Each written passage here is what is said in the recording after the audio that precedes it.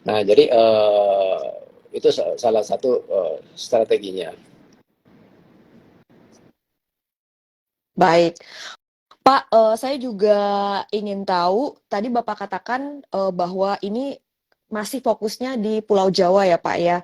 Apakah ke depannya, misalnya dalam 5 tahun ke depan, masih akan memperluas jaringan ataupun juga fasilitas dan layanan di Pulau Jawa, atau ada rencana ekspansi ke pulau Ada Bu, lain jadi gitu kalau Pak rencana misalnya? jangka panjang memang kita berniat untuk mengembangkan sampai ke seluruh nasional.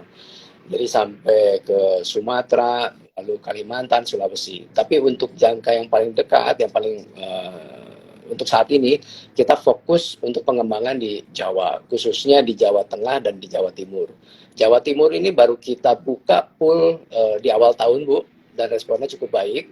Dan di pertengahan tahun atau sebelum pertengahan tahun, Jawa Tengah pun juga akan kita kembangkan di sana.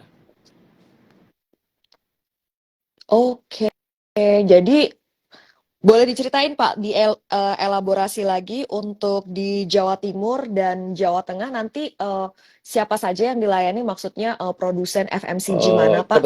Atau Pabrik segmen yang kita bisnis mana? kerjasama itu memiliki pabrik juga di sana Bu. Jadi kita akan mulai dengan pabrik yang sudah saat ini bekerja sama seperti Mayora atau Kapal Api dan lainnya. Nah, kenapa Surabaya?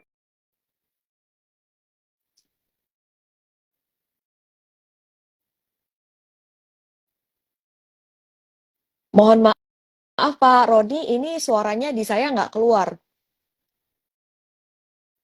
Oke, sudah, Nah, Bu, sudah, jadi iya.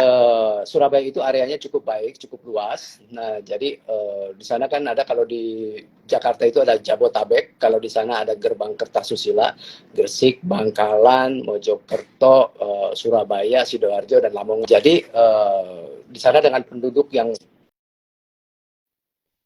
cukup besar, jadi Surabaya dan sekitar itu hampir 10 juta, saya rasa itu potensi market yang sangat baik. Nah, kemudian untuk Jawa Tengah pun juga sama, di sana sangat potensi Bu, karena akan dibangun industrial area di Batang, sehingga potensi untuk berkembang di sana cukup besar.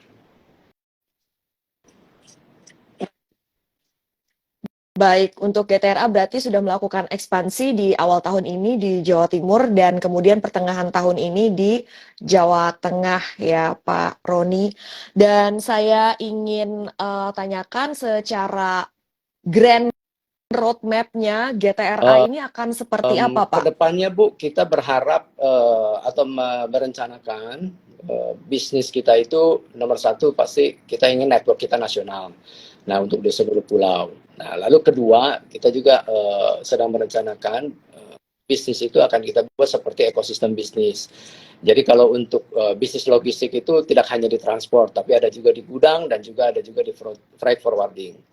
Lalu dengan penambahan unit, dengan jumlah unit yang cukup banyak, akan ada beberapa unit usaha lain yang juga terkait dengan bisnis transportasi. Seperti contohnya, setiap tahun itu kita ada pengembangan atau penambahan unit itu sekitar 200 unit truk. Nah, sehingga masing-masing truk itu kita punya potensi bisnis untuk membuat pabrik karoseri. Karena untuk saat ini kebanyakan karoseri yang kita pakai itu kita beli dari pabrik karoseri. Nah, apabila kita punya pabriknya sendiri, berarti setiap kali kita mengadakan pengadaan truk, kita bisa membeli ke unit usaha kita yang karoseri itu. Lalu kedua, dari sisi pabrik vulkanisir. Vulkanisir itu berarti ban yang kita sudah pakai itu sebenarnya masih bisa diproses ulang sehingga bisa digunakan kembali atau dijual. Nah, dengan jumlah unit sekarang sudah lebih dari 1.000, dengan jumlah ban yang kita miliki atau kita pakai itu sebenarnya juga bisa kita fungsikan untuk kita produksi ulang. Dan itu sudah mulai berjalan Bu. Jadi untuk yang pabrik vulkanisir dengan pabrik karoseri kita sudah bentuk PT-nya dan sudah mulai beroperasi. Apakah sejauh ini udah ada konsumen di luar Kalau untuk saat company sendiri Pak? ini berhubung itu masih baru Bu, dua-duanya, jadi yang mengkonsumsi sendiri. Nah, kita Mm-mm. mau pastikan bahwa kebutuhan kita itu sudah terpenuhi full, lalu masih ada space untuk produksi, baru kita lempar keluar. Mudah-mudahan di tahun depan sudah bisa Baik. keluar. dibandingkan dengan investasi yang dilakukan untuk mendirikan pabrik vulkanisir maupun karoseri ini dengan biaya yang bisa dihemat itu seperti apa sih Eh, Pak gambarannya? Cukup baik ya Bu ya. Contohnya untuk yang vulkanisir itu kita bisa menghemat kurang lebih sekitar 30% Bu untuk dari sisi ban. Baik, sekitar 30% ya penghematannya untuk dari sisi ban aja. Ini ada temannya Pak menyapa Bapak Afat Fadli. Halo Bos Senjaya Roni, katanya congrats untuk IPO-nya.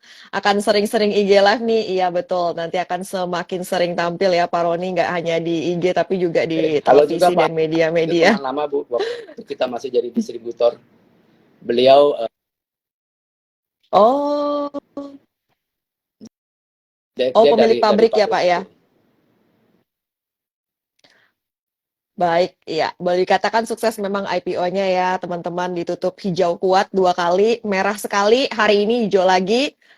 Disclaimer on, IG Live ini bukan ajakan jual beli, silahkan teman-teman mengambil keputusan sendiri. Kita membahas aspek bisnis dari GTRA sehingga kita bisa lebih mengenal sebelum kita memutuskan untuk melakukan transaksi ataupun tidak seperti itu.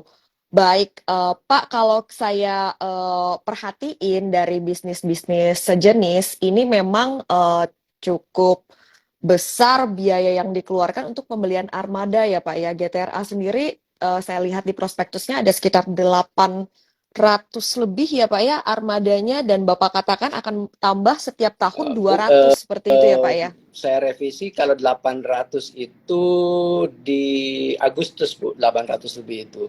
Nah, lalu terus sampai dengan Oke. sekarang, sampai dengan bulan Maret, ada penambahan sehingga hari ini itu ada 1039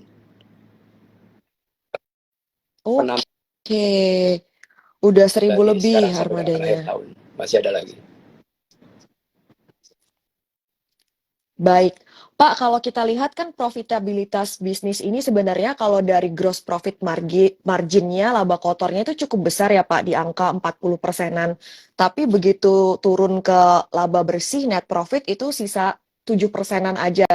Itu cost-cost apa sih Pak yang cukup besar kalau untuk bisnis distribusi seperti yang digeluti Oke, oleh di bisnis GTRA ini Pak? transportasi sebenarnya yang besar itu berhubung kita ada penambahan unit, berarti kan ada biaya labor dari driver itu lumayan lumayan besar juga. Lalu selain itu ada biaya bunga juga Bu untuk pengadaan kendaraan. Tapi bunga itu bukan biaya yang selamanya karena untuk pengadaan kendaraan kita menggunakan leasing kan hanya sekitar kurang lebih 5 tahun. Setelah itu ya bunga itu akan hilang. Nah jadi net profit itu akan Baik. terus berkembang setiap tahunnya. Hmm. Berarti rencana yang sudah dilakukan salah satunya dengan melakukan efisiensi ya Pak untuk tadi dengan membentuk pabrik vulkanisir maupun juga fasilitas Betul. karoseri sendiri seperti itu ya Pak ya. Apalagi Pak yang dilakukan Dengan oleh adanya GTRA? penambahan mobil pun secara otomatis net profit percentage akan meningkat Bu karena pada saat kita menambah kendaraan berarti kan gross margin akan meningkat. Nah, sedangkan fixed cost kita nggak meningkat berbanding lurus. Jadi secara otomatis setiap tahun persentase net profit kita akan meningkat. Oke, kalau untuk armada seperti itu umurnya rata-rata berapa lama Pak? Dan kemudian setelah sudah misalnya kurang layak lagi itu apakah dijual sebagai kendaraan second atau Hmm, bagaimana Pak dari di perusahaan? kami mobil itu rata-rata mayoritas masih baru Bu. Jadi pengadaan baik itu dimulai kurang Mm-mm. lebih di tahun 2018. Jadi kita ada penambahan 2018, 2019, 2020 nggak ada pengadaan karena masa pandemik Bu. Lalu 2001 dan 2022. Nah, tapi kalau untuk rencana penggunaan, seharusnya mobil yang kita beli itu bisa sampai 10 tahun. Bahkan sebenarnya masih bisa lebih karena muatan yang kita bawa itu rata-rata muatan ringan karena kita membawa seperti snack lalu paket dari courier company jadi sehingga kondisi truk kami pun cukup baik dari sisi mesin, dari sisi kaki-kakinya dan lain-lain. Sehingga saya rasa untuk dipakai 10 tahun masih sangat layak, Bu. Berarti demand dan opportunity di bisnis ini tuh masih cukup besar ya Pak? Istilahnya sekuat Bapak menambah armada, maka itu akan ada demand-nya seperti itu. Apakah bisa Betul, dikatakan demikian demand Pak Roni? sih selalu ada ya, Bu. Jadi kita merasakan dari setiap tahun kan juga terus ada permintaan. Tapi selain dari demand customer, kita juga ada beberapa effort, yaitu penambahan area dan juga penambahan customer. Kita membentuk ada tim marketing yang yang tugasnya mencari customer baru. Oke. Pak, kita jawab beberapa pertanyaan yang sudah masuk di kemarin pada saat saya posting. Tapi sebenarnya sudah kita bahas sedikit sih, mungkin bisa Bapak tambahkan ya Pak. Dari Fahrudinalfi, pembeda GTRA dengan yang sejenis, mungkin bisa disampaikan sekali lagi, ditambahkan juga Pak. Pembedanya salah satunya, Bu, kami cukup fokus dari sisi sistem. Nah, jadi kita membangun ada satu sistem namanya Geraha Transport Management System. Nah, sistem ini yang kelihatannya cukup berbeda dengan transporter lain karena dengan sistem ini kita bisa memonitor semua aktivitas dari muat, lalu perjalanan sampai dengan bongkar. Karena semua mobil kami sudah termonitor oleh GPS dan GPS itu terkoneksikan dengan sistem kami. Kemudian dari sisi pengambilan order, driver pun juga mengambil ordernya lewat gadget mereka. Jadi sistemnya hampir seperti ojek online, Bu. Jadi order itu didispatch ke gadget, lalu driver itu take ordernya dari gadget tersebut. Sehingga sehingga status mobil mana yang sudah ada muatan, ada orderan atau yang masih idle itu bisa termonitor. Sehingga pada saat ada customer meminta mobil, itu kita bisa dengan cepat mengetahui mana mobil yang terdekat dari customer tersebut. Lalu dari sisi reporting pun juga sangat akurat dan cepat, sehingga pada saat customer meminta informasi, semua bisa kita sediakan dengan baik. Itu salah satu pembedanya. Lalu kedua, dari sisi jumlah unit juga kami cukup banyak, Bu. Jadi kalau misalnya dibandingkan dengan lain-lain, saya rasa kami cukup banyak. Dan ini sebenarnya salah satu kelebihan karena kita bisa lebih mudah mendapatkan customer pada saat customer itu meminta unit dengan jumlah banyak dan dengan cepat. Jadi contohnya misalnya ada customer minta, boleh nggak saya minta 20 unit, tapi saya minta dalam seminggu sudah ada. Nah, 20 unit itu kan hanya 2% dari unit yang kami miliki. Jadi untuk kita alokasikan 20 seharusnya jauh lebih memudahkan daripada transporter lain. Menggunakan digitalisasi ya Pak ya untuk mengoptimalkan utilisasi armada dan aset yang ada di Betul. GTRA ya berarti Pak Roni. Baik, Pak Roni, kalau kita lihat memang di bisnis yang sejenis ini ada yang namanya pembiayaan konsumen ya Pak, pos seperti ini di laporan keuangannya dan ini cukup signifikan juga. Ini boleh dijelasin nggak Pak ke teman-teman semua pembiayaan konsumen Pembiayaan ini seperti konsumen apa sih itu sebenarnya? pengadaan kendaraan, Bu. Jadi untuk pembelian unit truk, leasing kredit. Oh, baik-baik. Jadi, salah satu pos di liabilitas untuk GTRA sendiri, selain ada kredit dari perbankan, juga sifatnya pembiayaan konsumen, yaitu untuk pengadaan armada-armada untuk melayani kebutuhan Betul. konsumen Memang seperti itu ya, porsinya Pak, cukup ya? besar.